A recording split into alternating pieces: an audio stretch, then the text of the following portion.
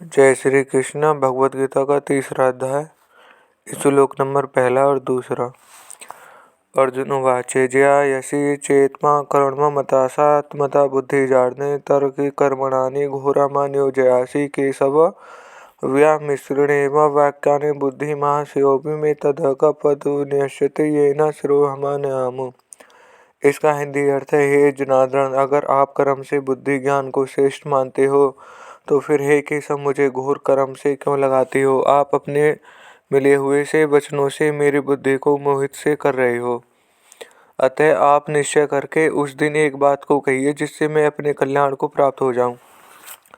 व्याख्या। इस पद से अर्जुन मानो यह भाव प्रकट करते हैं कि हे कृष्ण, आप सभी को याचना भरी करने वाले हैं, अतः मेरी याचना तो अवश्य ही पूरी करेंगे। मनुष्य के अंतःकरण में एक कमजोरी रहती है कि वह प्रश्न करके उत्तर के रूप में भी वक्ता से अपनी बात अथवा सिद्धांत का ही समर्थन चाहता है। इस कमजोरी को इसलिए कहा गया है कि वक्ता के निर्देश का चाहे वे मनो अनुकूल हो या सर्वथा प्रतिकूल पालन करने का निश्चय ही शूरवीरता है। से सब कमजोरी या कायरता ही कही जाएगी। इस कमजोरी के कारण ही मनुष्य को प्रतिकूलता सहने में कठिनाई का अनुभव होता है।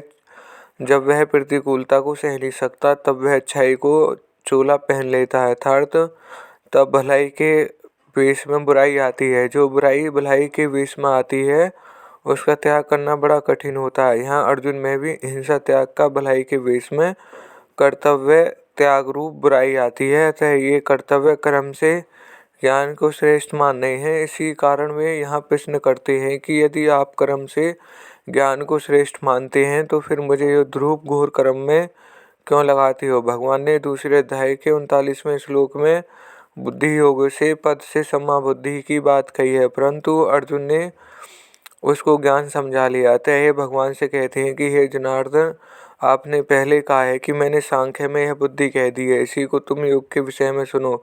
इस बुद्धि से युक्त हुआ तू कर्म बंधन को छोड़ देगा, परंतु कर्म बंधन तभी छूटेगा जब ज्ञान होगा। आपने यह भी कह दिया कि बुद्धि योग अर्थात ज्ञान से कर्म अत्यंत निष्कृष्ट है। अगर आपकी मान्यता में कर्म से ज्ञान श्रेष्ठ है, उत्तम है, तो फिर मेरे को शास्त्रावहित यज्ञ दान तप आदि सब कर्मों से भी नहीं लगाना चाहिए, केवल ज्ञान में ही लगाना चाहिए। परंतु इसके विरुद्ध आप मेरे को युद्ध में जैसे अत्यंत क्रूर कर्म में जैसे दिन भर मनुष्यों की हत्या करनी पड़े क्यों लगा रहे हो।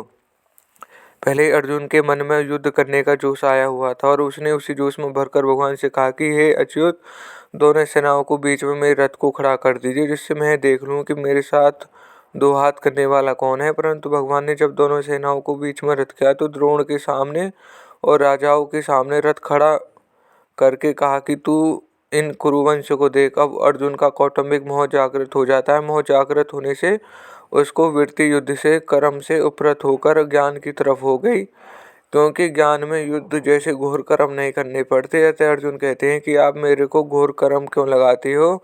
यहाँ बुद्धि का पद का ज्ञान अर्थ लिया गया। अगर यहाँ बुद्धि पद का अर्थ समुद्धि लिया जाए तो व्यामिश्र वचन सिद्ध नहीं होगा। कारण है कि दूसरे अध्याय के 48वें श्लोक में भगवान ने अर्जुन को योग समता में स्थित होकर कर्म करने की आज्ञा दी है।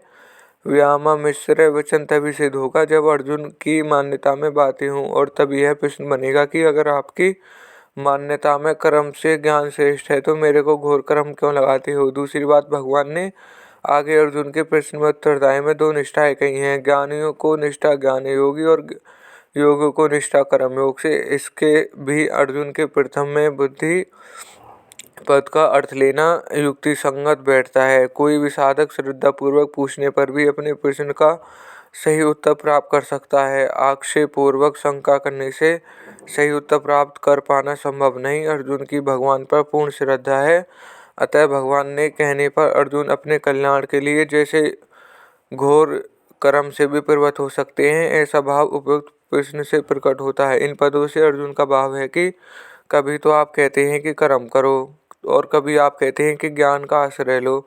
आपके इन मिले हुए वचनों से मेरी बुद्धि मोहित सी हो रही है, अर्थात मैं स्पष्ट नहीं समझ पा रहा कि मेरे को कर्म करने चाहिए या ज्ञान की शरण लेनी चाहिए। यहाँ दो बार एक पद प्रयोग से भगवान पर अर्जुन की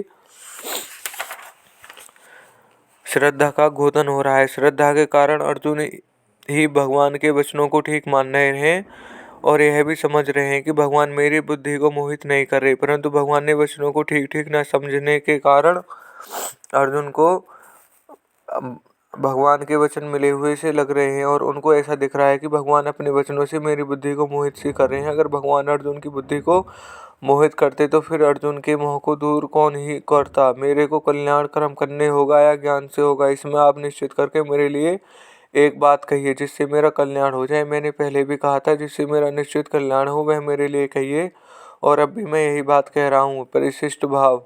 जब तक संसार सत्ता मानते हैं तभी तक कर्म घोर या सौम्य दिखता है। कारण है कि संसार की सत्ता मानने से कर्म की तरफ दृष्टि होती है, अपने कर्तव्य की तरफ नहीं। अपने कर्तव्य की तरफ दृष्टि रहने से कर्म घोर या सौम्य नहीं दिखता।